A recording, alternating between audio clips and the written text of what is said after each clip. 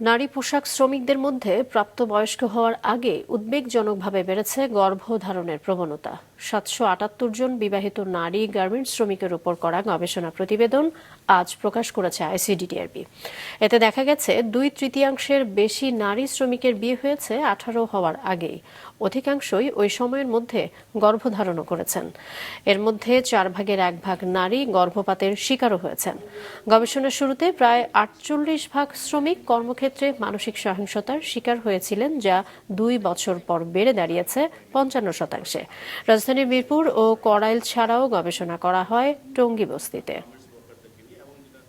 Early childbearing was common among the female garment workers, and the rate was higher than the national. Rates of unintended pregnancy and abortion among female garment workers was also high. Female garment workers faced a dual burden of intimate partner violence and workplace violence.